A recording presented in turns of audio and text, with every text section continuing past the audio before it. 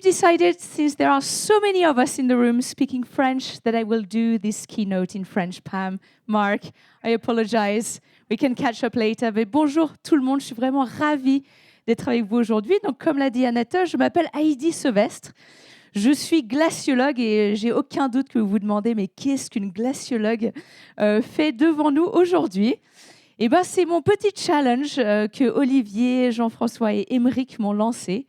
C'est de vous expliquer comment est-ce que le monde que j'étudie, ce monde des glaciers, est finalement directement connecté à vos activités. Et vous allez voir que finalement, le fil rouge qui nous rejoint tous ici dans cette salle, c'est ce qu'on voit sur cette image, c'est l'eau.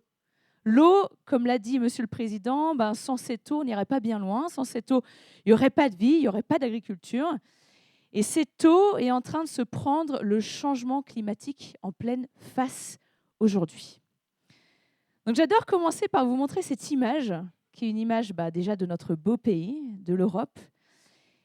Et sur cette image, on y voit une partie de nos ressources en eau, les veines, les capillaires, les artères de l'eau que l'on a dans notre pays. Ici, on se rend compte que cette eau, c'est la vie, c'est ce qui anime finalement toutes nos activités au quotidien. Et cette eau, cette distribution de l'eau, sa saisonnalité, sa quantité, elle n'a pas beaucoup changé depuis 10 000 ans. Si on fait vraiment une très grosse moyenne, bien sûr qu'il y a eu des périodes un peu plus chaudes, des périodes un peu plus froides, mais nous, on s'est habitué à ça. On s'est habitué à certains moments de l'année à avoir de l'eau. On s'est habitué à avoir de la pluie, à avoir des réserves en eau souterraine. Et tout ça, aujourd'hui, vous l'avez bien vu, c'est en train de changer. Et au tout début de ce cycle de l'eau, on a ça. Ça, c'est ce que j'étudie. Ce glacier que vous voyez sur cette image, c'est le tout premier glacier que j'ai étudié. Regardez-moi ça, il est beau, non? Glacier du Trien. C'est un glacier que l'on trouve à côté de la frontière franco-suisse, côté suisse. Et cette photo que vous voyez, c'est une photo des années 1891. Alors, vous imaginez la taille de l'appareil photo à l'époque pour prendre une photo pareille. Mais ce que vous voyez, c'est un glacier qui est très gros, un glacier qui est relativement en bonne santé à l'époque. Il faisait froid, il y avait beaucoup de neige, et donc les glaciers étaient plutôt contents.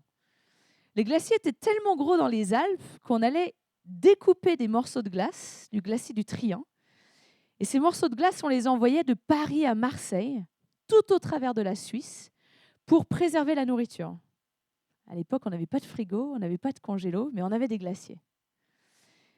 Moi, quand j'ai étudié le glacier du Trien, il n'avait plus rien à voir. Je l'ai étudié en 2010. Et vous voyez que l'image, elle est prise exactement du même endroit. C'est flagrant ce qui se passe entre ces deux images. C'est vraiment l'expression claire du dérèglement climatique. Les glaciers, c'est assez génial. C'est que ce sont les meilleurs baromètres du climat. Nous, l'augmentation du CO2, on ne la voit pas. On essaye avec plein d'outils. Mais un glacier qui recule, c'est indiscutable. Ça nous montre que le climat, il est en train d'être complètement bouleversé aujourd'hui. Et avec ces glaciers qui disparaissent, disparaissent nos châteaux d'eau naturels. Les glaciers, comme l'a expliqué Monsieur le Président de la région, d'où elle vient l'eau de cette région? Elle vient des montagnes, elle vient de la neige, de la pluie, mais aussi des glaciers des Pyrénées. Et cette eau, on l'utilise pour tout un tas de choses aujourd'hui. Je ne sais pas si vous pensez aux glaciers au quotidien autant que moi, mais l'eau des glaciers nous sert encore énormément. C'est de l'eau qu'on utilise pour boire, déjà c'est de l'eau douce, c'est de l'eau qu'on utilise pour créer de l'hydroélectricité. C'est de l'eau qu'on utilise, imaginez, le long du Rhône, pour refroidir nos centrales nucléaires pendant l'été. C'est de l'eau qu'on utilise pour le tourisme, mais c'est aussi de l'eau qu'on utilise pour l'agriculture. Donc aujourd'hui, votre quotidien, notre quotidien, il est directement connecté à ce qui se passe au niveau de ces montagnes, au niveau de cette neige et au niveau de cette glace. Et aujourd'hui, vous le savez, ce n'est pas du tout un spoiler que je vais vous faire aujourd'hui, mais on est sur une trajectoire de les perdre, ces glaciers. Chaque tonne de CO2, chaque tonne qui est émise dans l'atmosphère, augmente les températures sur Terre et font fondre ces réserves en eau et ces réserves en neige. Si on continue sur la trajectoire actuelle, nous allons de toute façon perdre les glaciers des Pyrénées. Il n'y a aucun doute là-dessus. Et nous risquons de perdre la majorité des glaciers des Alpes d'ici la fin du siècle. Là, je parle de ce qui se passe en Europe, mais pensez à l'Himalaya, pensez à toute l'agriculture qui dépend de l'eau de ces glaciers en Inde et en Chine. Aujourd'hui, sur Terre, c'est 2 milliards de personnes qui dépendent de l'eau des glaciers pour toutes les raisons que vous voyez ici sur cette image. Donc l'eau, elle est importante, parce que sans l'eau, il n'y aura pas d'agriculture. Alors aujourd'hui, je voulais vous parler certes des glaciers, mais je voulais vous parler en fait de tous les types de glaces que l'on trouve sur Terre. Il n'y a pas que les glaciers dans la vie, me diraient mes parents. Il y a aussi le permafrost et aussi la banquise. Et tous ces différents éléments, finalement, nous impactent, nous, sur nos réserves en eau et menacent directement la sécurité alimentaire de notre planète. Donc si vous êtes d'accord, on va passer en revue justement ces différents types de glaces. On a commencé gentiment avec les petits glaciers de montagne que l'on a sur Terre. Et souvenez-vous de ce chiffre, 2 milliards de personnes qui ont besoin de l'eau qui vient de la neige et des glaces. Moi où j'habite, il n'y a pas d'agriculture. Donc on n'est pas dans les 2 milliards de personnes qui ont besoin de ces glaces. Mais finalement, ces glaces, on y est directement connectés. Et ces glaces, vous y êtes directement connectés aussi. Là où j'habite, c'est là. Vous voyez une image de notre planète vue depuis le pôle Nord. Et vous voyez l'océan glacial arctique. L'Arctique, c'est avant tout un océan entouré de terres qui sont plus ou moins englacées. Et là où j'habite, aux grandes dames de ma famille, c'est ici, sur ce petit archipel qui s'appelle le Spitzberg, ou le nom officiel, c'est le Svalbard. C'est un archipel qui est dominé par les glaces.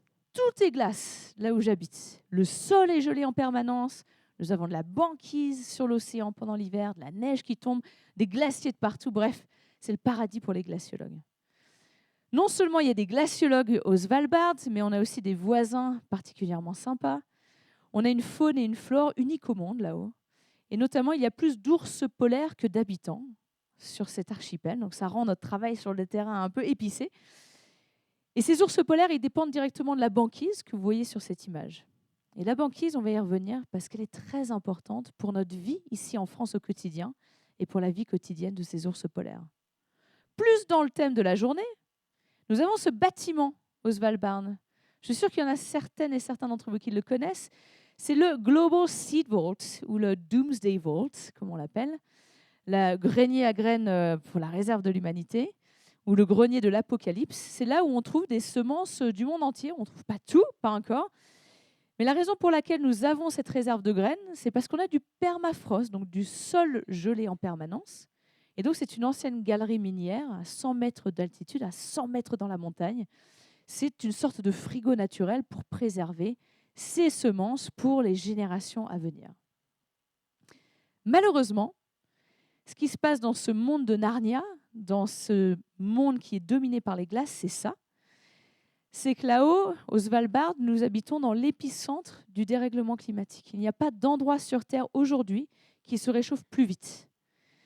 Donc on sait que la France, l'Europe se réchauffe plus vite que la moyenne planétaire, que les régions polaires se réchauffent plus vite que les moyennes planétaires. Le Svalbard se réchauffe 6 à 7 fois plus vite que le reste de la planète. Donc là, on a déjà gagné à peu près 5 à 6 degrés depuis les années 60. Je ne sais pas si vous vous rendez compte à quel point ça va vite. Donc au Svalbard, on a un peu l'impression d'être dans le futur, tellement que les choses sont en train de se passer vite. Et donc les conséquences, on les voit au quotidien. C'est des glissements de terrain, c'est des pluies diluviennes en plein hiver, voire des périodes très sèches. C'est des avalanches en pleine ville qui tuent. Et là-bas, le changement climatique, je peux vous assurer qu'il n'y a pas un climato-sceptique pour discuter le fait que le changement climatique, il est déjà en marche. Donc la raison pour laquelle le Svalbard se réchauffe aussi vite, c'est ça. Je vous montre une petite vidéo qui va durer 2-3 minutes. Ce que vous voyez ici, c'est un corps arctique. Vous remarquez le Svalbard est sur la droite, au-dessus du Groenland. La raison pour laquelle cette région se réchauffe aussi vite, c'est à cause du changement climatique qui tacle la banquise. La banquise, c'est ce petit nuage blanc là que vous voyez. En fait, c'est cette croûte de glace posée sur l'océan glacial arctique. Cette banquise, elle est présente en permanence dans l'océan glacial arctique. Elle est dingue, cette banquise. Elle est super utile pour nous parce que c'est une surface blanche gigantesque. Alors, vous voyez sur cette vidéo, en hiver, elle s'étend, elle prend un peu plus de place, c'est tout à fait normal. En été, elle se rétrécit, ça aussi, c'est tout à fait normal. Et elle est en train de se faire sans arrêt balader par les vents, par les courants. Ce que vous voyez aussi sur cette vidéo est très intéressant, c'est l'âge de la banquise. Vous voyez qu'il y a différentes teintes dans cette représentation de la banquise. La banquise la plus jeune est grise-bleue et la banquise la plus ancienne est très blanche. Ce que vous voyez ici, c'est le super pouvoir de la banquise. Plus une banquise elle est vieille, plus elle est blanche, plus elle réfléchit le rayonnement solaire. C'est pas compliqué la glaciologie. Si vous avez des surfaces blanches sur Terre, ça renvoie le rayonnement solaire, ça permet de refroidir la planète. Et ça, on en a vraiment désespérément besoin aujourd'hui. On a besoin de ces surfaces blanches. Et voyez ce qui se passe. Depuis les années 2005-2010, cette banquise, on est en train de l'atomiser. Plus on brûle d'énergie fossile, plus elle disparaît. C'est surtout plus la banquise ancienne, la meilleure banquise, celle qui agit comme un miroir, qui est en train de disparaître. Il n'y a pas plus tard qu'il y a quelques mois, une étude scientifique est sortie nous disant que d'ici le début des années 2030, nous risquons chacune et chacun de voir des étés sans banquise dans l'Arctique. Elle se reformera très certainement pendant l'hiver, mais voilà où on en est en ce moment. On est en train de commencer à franchir petit à petit des points de bascule de notre système climatique. Alors pourquoi est-ce que je vous bassine avec cette histoire de banquise quand on est ici à parler de l'agriculture et de la sécurité alimentaire? Pour cette simple et bonne raison que les vents entre chez nous et l'Arctique dépendent d'un Arctique froid, d'un Arctique glacé, d'un Arctique gelé. Quand l'Arctique il est froid, voilà ce qu'on a. On a ces vents qui s'appellent le Polar Jet Streams. Ces vents, pour qu'ils soient bien dynamiques, pour qu'ils aillent tout droit et qu'ils nous isolent de l'Arctique, il faut qu'il y ait des écarts de température très forts entre chez nous et ces régions polaires. Donc plus l'Arctique il est froid, plus ces vents vont tourner très très rapidement entre chez nous et l'Arctique. Ça va faire que nos systèmes climatiques changent rapidement, ça c'est important, et ça va nous donner les saisons que l'on connaît ici. Le problème, c'est que l'Arctique se réchauffe très vite, donc l'écart de température entre chez nous et l'Arctique s'amenuise, et voilà ce qui se passe en ce moment. Donc ça, c'est notre vie quotidienne qui est directement connectée à ça.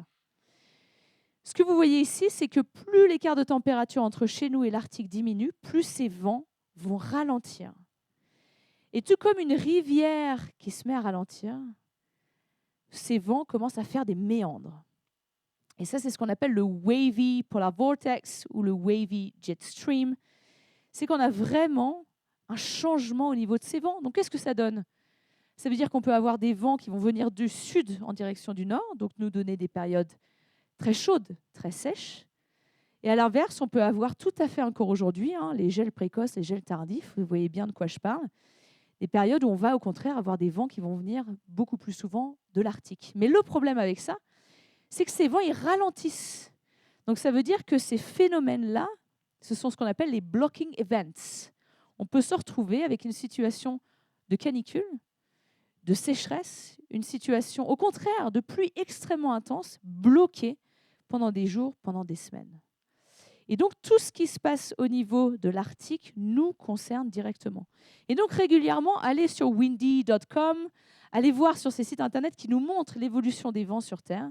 Et vous allez remarquer que souvent pendant l'été chez nous, de plus en plus, on se tape ce wavy polar jet stream. Et donc notre météo au quotidien est affectée par ça. Donc quand il fait moins 20, moins 30 au Texas, c'est ça. Quand il fait sec tout l'hiver chez nous en France, c'est ça aussi. Et ce qui est important, c'est que l'expression du changement climatique, elle n'est pas la même partout, mais que ce wavy polar jet stream, voilà ce qu'il peut nous donner. Alors ça ne vient pas de moi, ça vient du IPCC, des travaux du GIEC, qui nous disent que tous ces climate extremes, donc tous ces phénomènes météorologiques extrêmes, affectent la productivité de tous les secteurs agricoles et des secteurs de la pêche, avec des conséquences négatives, évidemment, sur la sécurité alimentaire. Et donc, tous ces vents qui peuvent augmenter l'érosion des sols, toutes ces précipitations qui peuvent noyer nos cultures, au contraire, ces sécheresses, c'est directement connecté à l'Arctique. Alors, il y a plein d'articles scientifiques qui sortent là-dessus. Je vous en ai mis quelques-uns si vous voulez creuser le sujet. Là, vous voyez ce fameux wavy pour la jet stream, voilà, qui parcourt la Terre entière et notamment qui parcourt ce qu'on appelle les bread baskets de notre planète, hein. Là où justement nous nourrissons les 8 milliards d'habitants sur Terre. Ça veut dire que des régions risquent encore plus de subir des sécheresses, des canicules, et d'autres régions, au contraire, risquent de se prendre encore plus de périodes un peu plus froides, un peu plus humides. Donc ce n'est pas tout noir ou tout blanc. Et en quelque sorte, aujourd'hui, il faut expect the unexpected, quoi. Il faut s'attendre à beaucoup plus de chaos au niveau du système climatique. Et ça, c'est une petite carte aussi du dernier rapport du GIEC qui nous montre, en haut à gauche, vous avez les régions qui sont les secteurs les plus exposés à ces extrêmes climatiques, faits depuis des observations des années 80 jusqu'aux années 2015. Sur la droite, vous avez les régions les plus vulnérables face à ces phénomènes météorologiques extrêmes.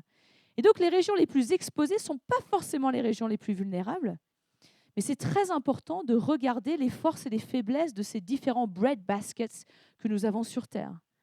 Parce qu'il va vraiment, vraiment falloir se préparer à encore plus de chaos climatique.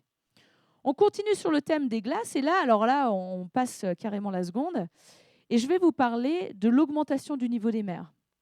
Vous savez, ce n'est pas nouveau que le niveau des océans augmente, aujourd'hui de 3 à 4 mm par an, mais ce chiffre peut vraiment être catapulté très rapidement à cause de ces deux-là. Ce que vous voyez sur cette image, c'est le Groenland et l'Antarctique. C'est nos deux plus grosses réserves de glace sur Terre. Quand le Groenland à gauche et l'Antarctique à droite perdent de la glace, cette glace se jette dans l'océan, ça augmente le niveau des océans. Ces deux cartes que vous venez de voir évoluer, ça vous montre en rouge-orange les secteurs où ces calottes polaires perdent de la glace. Il y a aussi des secteurs qui gagnent un tout petit peu de la glace en Antarctique. Mais si on fait le bilan du Groenland et de l'Antarctique, les deux perdent énormément de glace. Et qu'est-ce qui se passe? En réponse à ça, le niveau des océans augmente. Donc juste pour vous donner une petite idée, parce qu'on ne parle pas assez du Groenland et de l'Antarctique, si le Groenland perdait sa glace, c'est 6 à 7 mètres d'augmentation globale du niveau des mers et des océans. 6 à 7 mètres. L'Antarctique, c'est 58 mètres d'augmentation du niveau des océans partout sur Terre. C'est énorme la quantité de glace qu'on a dans ces deux mastodontes et c'est pour ça qu'on les étudie. Donc qu'est-ce que ça donne? On sait que d'ici la fin du siècle, dans le meilleur des cas, on va avoir entre 40 cm et 1 mètre d'élévation du niveau des mers. Mais aujourd'hui, on est en train de se rendre compte que le Groenland et l'Antarctique peuvent réagir en fait encore plus rapidement qu'on le pensait. Donc ce site internet-là de Climate Central, il est super. Il vous montre, si vous déplacez le curseur sur la gauche, les secteurs en rouge qui vont avoir les pieds dans l'eau si le niveau des océans augmente de 1 mètre. Qu'est-ce qui se passera si le niveau des océans augmente de 3 mètres? Là, je vous ai mis vraiment un focus sur l'Europe. Mais dans ces terres en rouge que vous voyez là, nous avons des terres agricoles, des terres agricoles qui ne sont pas forcément très très loin d'ici. Je vous en montre une qui est juste à côté. De La Rochelle, vous avez La Rochelle en bas de l'image. Et regardez toutes ces belles terres agricoles, voilà ce que l'on peut avoir avec entre 1 et 3 mètres d'augmentation du niveau des mers. On sait que l'on peut tout à fait aujourd'hui avoir plusieurs mètres d'élévation du niveau des mers d'ici la fin du siècle, si le Groenland et l'Antarctique nous font des phénomènes abrupts de réaction au changement climatique. Moi, je suis souvent du genre à amener des bonnes nouvelles, donc je vais continuer sur cette lignée. Parlons du permafrost maintenant. Je ne sais pas si vous vous rendez compte à quel point le permafrost, c'est important. 25% de l'hémisphère nord est fait de permafrost. On en a du permafrost, il n'y a pas de souci. En France, c'est surtout en haute montagne, mais si on regarde un petit peu plus vers le nord, il y en a partout et j'adore cette image parce qu'on n'a pas souvent l'occasion de regarder le permafrost en face, donc voilà à quoi ça ressemble. Et le permafrost, le problème, c'est quand il dégèle, déjà, il déstabilise toutes les infrastructures qui sont construites dessus. 66% des infrastructures arctiques sont construites sur du permafrost, mais aussi le permafrost émet des gaz à effet de serre lorsqu'il se met à dégeler. Donc super, ça ne nous facilite pas le travail. Aujourd'hui, le permafrost émet autant de gaz à effet de serre que le Japon. Et si les températures continuent à augmenter, voilà les émissions de gaz à effet de serre qu'on va se taper du permafrost. Donc, c'est-à-dire si les températures vont à 1,6 degré, le permafrost va émettre autant qu'un pays comme l'Inde. 2 degrés, c'est autant que l'UE des 27. 3 degrés, c'est autant que les États-Unis. 4 degrés, c'est autant que la Chine. Sauf que le permafrost, on ne peut pas lui dire « demain, tu réduis tes émissions de gaz à effet de serre de 5 à 6 %. Ça, il va falloir composer avec ça. C'est pour ça que je vous en parle. Au niveau du secteur agricole, je sais qu'on nous met des objectifs climatiques très ambitieux, ils sont notamment basés sur ce qu'on ne contrôle pas, c'est-à-dire les émissions du permafrost. Mais il y a beaucoup de choses qui se passent par rapport à l'agriculture et le permafrost, c'est qu'il y a de nouvelles terres qui risquent de devenir disponibles. Et notamment, toutes ces terres que vous voyez ici sur cette carte, c'est beaucoup des terres de haute latitude, des terres qui aujourd'hui ne sont pas encore suitable pour l'agriculture, mais qui risquent très fortement de le devenir. Donc en bleu, vous avez des terres qui risquent de devenir cultivables pour une ou deux cultures, et en rouge, là, beaucoup plus qu'une ou deux cultures. Donc ça, c'est ce qui risque de se passer dans les années 2060-2080. Je vous en parle pour une bonne raison, c'est que toutes ces terres, ce sont des puits de carbone. Et les puits de carbone, on l'a bien compris, on est désespéré de les garder. Et aujourd'hui, il y a beaucoup de recherches scientifiques qui est faite pour comprendre quelles risquent d'être les conséquences de l'agriculture sur ces terres-là. Comment on fera quand on sera 10 milliards sur Terre avec la hausse du niveau des mers qui va grignoter nos terres? Comment est-ce qu'on peut composer avec ça sans relâcher du carbone? Et enfin, pour terminer sur l'importance des glaces, ça a été mentionné déjà plusieurs fois, la circulation des océans. La circulation océanique, elle régit aussi notre climat ici. Ce n'est pas que les vents, c'est aussi ce qui se passe au niveau des courants. Si on bénéficie de températures plutôt sympas ici toute l'année, c'est grâce à ça. Pour que ça fonctionne bien, qu'est-ce qu'il faut? Des écarts de température sur le même schmilblick au niveau de l'eau. Il faut que les régions polaires restent froides, mais il faut aussi qu'on ait des écarts de salinité. Et donc, il ne faut pas qu'on ait trop d'eau douce dans les régions polaires. Il faut qu'on ait beaucoup de sel. La formation de la banquise relâche beaucoup de sel. Et ce qui se passe aujourd'hui, c'est que l'eau des régions polaires se réchauffe beaucoup plus vite qu'ailleurs, mais aussi que le Groenland et l'Antarctique adoucissent ces océans polaires. Et donc, on est en train d'observer un faiblissement, un ralentissement de cette circulation océanique aujourd'hui. Pour l'instant, le réchauffement et le chaos climatique dominent largement le moindre signal qu'on peut avoir de ces circulations océaniques. Mais ça aussi, il va falloir composer avec ça, avec encore plus de uncertainty au niveau du climat. Si le Gulf Stream se ralentit au niveau de l'Europe, on risque d'avoir des températures largement bouleversées, mais encore plus de sécheresse en fait dans notre région ici. C'est vraiment là où ça risque de nous amener. Donc pour conclure, aujourd'hui, je voulais vraiment vous amener tous ensemble dans la réalité du changement climatique. Vous l'y êtes déjà. Mais en fait, la science progresse tellement vite que je n'aurais pas du tout fait la même présentation il y a 3 semaines ou un mois, tellement que malheureusement, les conséquences du changement climatique sont prononcées. Je voulais vraiment vous montrer qu'on est au pied du mur aujourd'hui, il n'y a aucun doute là-dessus, et qu'il va falloir se préparer à ce qui va arriver. Ce petit schéma-là, c'est le pire schéma que j'ai jamais vu, dans le sens où c'est vraiment des nouvelles terribles à regarder en face. Ce que vous voyez ici sur la gauche, c'est une liste d'écosystèmes. Vous avez le Groenland, vous avez l'ouest de l'Antarctique, les récifs tropicaux, ensuite vous avez le permafrost, et sur la droite, vous avez des seuils de température. 0, 2 degrés, 4 degrés, etc., etc. Les petites boules rouges vous montrent le point de bascule pour ces écosystèmes. Pour le Groenland, sur la première ligne, si on franchit 1,5 degré d'augmentation globale sur Terre, c'est fini pour le Groenland. On ne pourra plus le sauver. C'est-à-dire que les 6 à 7 mètres d'augmentation du niveau des mers, on va se les taper, pas instantanément, bien sûr. Ça pourra prendre plusieurs décennies, largement plusieurs siècles, mais ça veut dire qu'on les prendra et qu'on ne pourra plus les arrêter. Ce ne sera pas du tout la fin de l'humanité si on franchit ces points de bascule, mais ça veut dire qu'il faut se préparer à ça. Je pense qu'il faut être très pragmatique et très réaliste par rapport à là où nous en sommes aujourd'hui. Et ce qu'on demande donc aux pays du monde entier, c'est d'éviter ça, d'éviter de franchir ces points de bascule. Et aujourd'hui, si on continue la trajectoire sur laquelle nous sommes, voilà où nous risquons d'être d'ici la fin du siècle, cette petite barre rouge que j'ai rajoutée. Nous allons tout droit vers une augmentation de température. Si les pays respectent leurs engagements climatiques en ce moment, leurs policies qui sont actuellement en place, voilà où nous risquons d'aller. Donc tous les écosystèmes qui ont leur petite boule sur la gauche de cette barre, nous risquons de les perdre. Cette petite barre rouge, elle n'a pas à rester là. Je veux vraiment rendre ça très très clair cet après-midi. La position de cette barre rouge, elle dépend de chacune et chacun d'entre nous. Et je suis complètement d'accord avec Monsieur le Président. La lutte contre le changement climatique, elle commence ici. Et ici, je pense qu'on est tous conscients qu'on fait, moi aussi, pleinement partie du problème, mais qu'on a tous besoin de se concentrer sur des solutions, comme la solution qu'on est en train d'observer aujourd'hui. Alors j'espère qu'au travers de cette conférence, j'ai pu vous expliquer que finalement, la sécurité alimentaire et les glaces, c'est le même combat.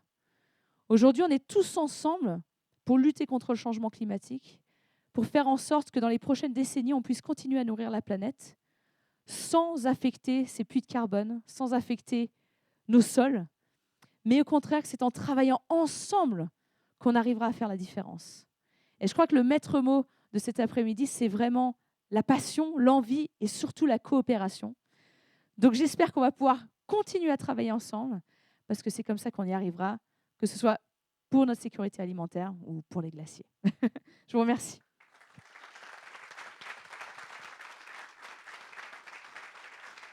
Merci beaucoup Heidi pour cette présentation extraordinaire. Maintenant, à vous, à vos questions.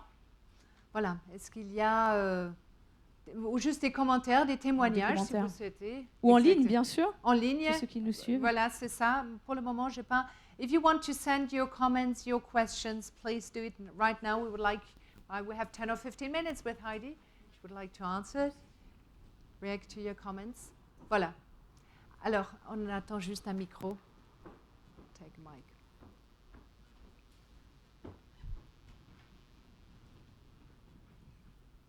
J'ai une question, je pense, très facile à répondre. Que faut-il faire? Que faut-il faire? Oui. Je pense qu'on attend toujours que je puisse donner une solution miraculeuse par rapport à cette question, mais cette question, elle est essentielle. Qu'est-ce qu'on fait? Pour nous, il n'y a pas de baguette magique, c'est vraiment la décarbonisation. Ça, c'est sûr. On sait que voilà, chaque tonne de charbon, chaque tonne de gaz naturel, chaque tonne de pétrole que l'on brûle, accélère tout ça. Mais aujourd'hui, il faut vraiment se battre pour chaque fraction de degré. Chaque fraction de degré fait la différence. Et aujourd'hui, on le sait, et ça c'est vraiment une bonne nouvelle à partager, que les actions que l'on met en place aujourd'hui, on ne va pas voir les bénéfices dans 30 ans ou 40 ans. On va les voir beaucoup plus rapidement qu'on le pensait. Ça c'est très nouveau comme recherche scientifique. On se rend compte que finalement, toutes les actions qu'on met en place au quotidien, on nous dit toujours, mais toi, ma pauvre Heidi, tu verras jamais le résultat de tout ça. Bah si. Aujourd'hui, chaque dixième de degré qu'on peut éviter de pulvériser, c'est bénéfique pour nous tous. C'est bénéfique pour notre eau, pour nos sols, pour notre sécurité alimentaire. Et donc, il faut, à chaque aspect de notre vie, arriver à mettre en place cette décarbonation. Alors, comment on la met en place, cette décarbonation? On va avoir besoin de tout le monde. C'est ça qui est vachement important. Je pense qu'on est vraiment dans une situation où on est tous en clivage de dingue, on est tous à se pointer du doigt. Moi, la semaine dernière, j'étais à Saint-Nazaire. Saint-Nazaire, en France, c'est un secteur au bord de l'océan où on produit des bateaux de croisière, où on produit des avions aussi, il y a Airbus, il y a Total, où on produit aussi des énergies fossiles. Et bien, ils sont à fond. Ils sont à fond dans la décarbonisation. Et comment ils y arrivent? Ils y arrivent parce que les pouvoirs publics travaillent avec les entreprises, avec les scientifiques et avec les citoyens. Et c'est vraiment en travaillant tous ensemble qu'on y arrivera. Il faut taffer, hein. Il n'y a aucun doute là-dessus, il faut se remonter les manches, il faut y aller. Et pour y arriver, ils éduquent en fait toute leur communauté, toute la Comcom, toute l'agglomération, sur ce qui se passe en ce moment, et ils leur donnent les clés pour utiliser leur voix et participer à ce mouvement-là. Donc pour moi, l'éducation, elle est vraiment clé. Et merci en tout cas pour l'opportunité de le faire aujourd'hui, parce qu'on a vraiment tous besoin de partager nos expériences, nos connaissances. Si on n'est pas au courant de ce que je viens de vous montrer, pourquoi est-ce qu'on aurait envie d'agir? Donc je vous encourage pleinement à continuer. Vous êtes déjà largement convaincus de ce qui se passe, mais continuez à éduquer vos collaborateurs, vos partenaires, parce que c'est vraiment, vraiment comme ça qu'on arrivera à faire la différence. Après, vous êtes les experts de votre propre domaine. On compte sur vous. Any other questions or comments? Yes. Là-bas au fond. Oui, au risque de passer pour un idiot ou pour un naïf, je ne sais pas. Dans quelle mesure, parce qu'en fait, on a bien compris, le réchauffement est en route et tout, le réchauffement entraîne davantage d'évaporation. Dans quelle mesure on peut considérer que l'évaporation tamponne la hausse des océans? Parce que je me dis, l'eau qui va se libérer des glaciers, au lieu d'être dans les mers, elle peut aussi être dans l'atmosphère. Donc est-ce que ça c'est pris en compte et est-ce qu'on peut considérer que c'est un effet? Et puis le deuxième point, finalement, les glaciers ne sont pas plus ni moins que des stockages.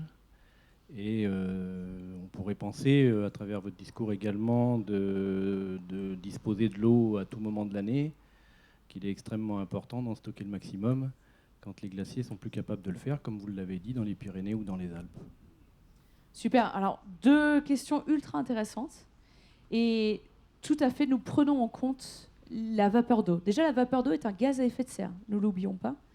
Plus il y a vapeur d'eau dans l'atmosphère, plus ça catalyse encore plus le changement climatique. N'oublions pas l'histoire des précipitations, que les précipitations sont directement liées à la perméabilité des sols. Et aujourd'hui, nous sommes tout à fait capables de boucler ce qu'on appelle le water budget, donc le budget de l'eau sur Terre. Donc de comprendre comment chaque aspect du cycle de l'eau impacte sur l'élévation du niveau des mers. Et il n'y a aucun doute que le résultat net aujourd'hui de ce bilan, c'est une augmentation du niveau des océans, qui est liée à l'eau elle-même, l'eau qui vient des glaciers, l'eau qui vient de la neige, l'eau qui vient des précipitations, mais aussi liée à la dilatation des océans. C'est-à-dire que plus les océans se réchauffent, plus ils prennent de place. Et là, en ce moment, c'est un peu kiff-kiff. C'est vraiment les glaces qui dominent l'élévation du niveau des mers. Net, ça on le sait. Mais il y a aussi le fait que voilà, plus les océans, qui sont les plus grands puits de carbone, qui sont les plus grands puits de chaleur sur Terre, se réchauffent, plus ils vont prendre de place. Donc oui, vous avez tout à fait raison, les précipitations sont très importantes, mais il y a aussi cette histoire de thermodilatation qui sont liées au niveau des océans. Donc on sait que le niveau des océans augmente, pas du tout partout sur Terre à la même vitesse. Pour vous dire une petite anecdote, au Svalbard, le niveau des océans diminue. Donc quand on a des journalistes qui viennent, c'est pas toujours facile à expliquer, mais en fait c'est tout simple, parce qu'il y a 20 000 ans, on était recouvert de 2 km de glace. Aujourd'hui, il n'y a plus beaucoup de glace au Svalbard, donc la Terre est en train de rebondir et de remonter. Donc bref, le niveau des océans qui diminue, c'est anecdotique. Mais il y a vraiment des endroits sur Terre où l'augmentation du niveau des océans est beaucoup plus rapide qu'ailleurs. Donc ça, il faut vraiment regarder, ce n'est pas du tout homogène. Votre deuxième partie de la question, elle est vraiment fascinante par rapport à comment on remplace ces châteaux d'eau naturels, la neige, la glace. Et ben, la Suisse est en fait en train d'étudier, alors je n'ai pas la réponse à votre question, mais c'est un sujet d'étude courant en ce moment, de voir comment est-ce qu'on peut utiliser en fait les glaciers sculptent les montagnes. Donc les glaciers, naturellement, sculptent des bassines, si je veux utiliser un terme de tension aujourd'hui, sculptent des retenues collinaires en montagne. Est-ce que ça suffira, finalement, pour remplacer l'usage de ces glaciers? Ils n'ont pas l'impression que ça suffira à faire la différence, parce que l'eau ne risque de pas de s'accumuler de la même façon, risque de s'infiltrer dans les sols quand même. Donc bon, ça n'a pas l'air d'être une solution formidable. Et aussi, ça c'est la critique principale des retenues collinaires et des méga-bassines, c'est que cette eau, elle est utilisée par d'autres écosystèmes aussi. Donc comment est-ce qu'on fait en sorte que l'eau reste disponible pour tous ces autres écosystèmes? Je ne suis vraiment pas du tout une spécialiste des bassines, mais c'est un sujet ultra intéressant. Ouais. Très très bonne question. Nous avons une troisième question. Ralph Beckers, LSI Plante. Merci Heidi pour cette présentation fascinante, mais inquiétante en même temps. Et vous avez présenté tout à l'heure cette forme ondulatoire du jet stream, et qui est tout à fait aléatoire quelque part. Donc ce n'est pas un truc régulier. Et est-ce qu'on peut déduire de là que les distributions de périodes de précipitation ou de sécheresse sont tout aussi aléatoires, et que ce sont des phénomènes qui vont s'amplifier peut-être même à l'avenir, et c'est ce qu'on observe déjà aujourd'hui, quelque part. Merci Ralph. Voilà, tout est là. Je pense que c'est vraiment un très très bon commentaire. C'est vraiment le côté chaotique qui est vraiment très compliqué. Nous, les scientifiques, en fait, on est assez forts pour prévoir des tendances. La seule tendance qu'on peut dire par rapport à ça, c'est que ce chaos va s'accentuer, malheureusement, que ces phénomènes météorologiques extrêmes vont s'accentuer. Mais vous le voyez déjà très bien, hein. Vous voyez qu'on peut avoir 1 an de précipitations qui tombent en 24 heures. C'est ce qu'on a eu ces dernières semaines dans différents pays. On peut avoir, au contraire, des périodes de sécheresse très, très longues. Donc aujourd'hui, voilà, l'alternance entre très chaud, très froid, très chaud, très humide, etc., va vraiment s'accentuer. Il faut vraiment se préparer à ce que l'on ne peut pas prévoir. C'est ça qui est... Vous êtes très content que je sois venue. Ça vous fait une belle jambe. Mais il faut vraiment se préparer à plus de chaos. D'où l'importance d'avoir des solutions qui nous permettent déjà d'être prêts à l'éventualité d'utiliser beaucoup moins la ressource en eau dont on a besoin. Ça, c'est clair, c'est indiscutable que la solution que vous mettez en place ici, on en aura de plus en plus besoin. la tendance qu'on est en train de prendre, c'est vraiment beaucoup plus vers le chaos. Alors sauvons cette ressource en eau pour notre nourriture, mais aussi pour tous les écosystèmes qui en ont bien besoin aujourd'hui. D'autres questions? Je pense que c'est bon. Juste une petite remarque, on n'a pas de questions par les gens connectés, mais un commentaire. Merci pour cette intervention intéressante et percutante. Merci beaucoup. Merci beaucoup Heidi. Merci beaucoup.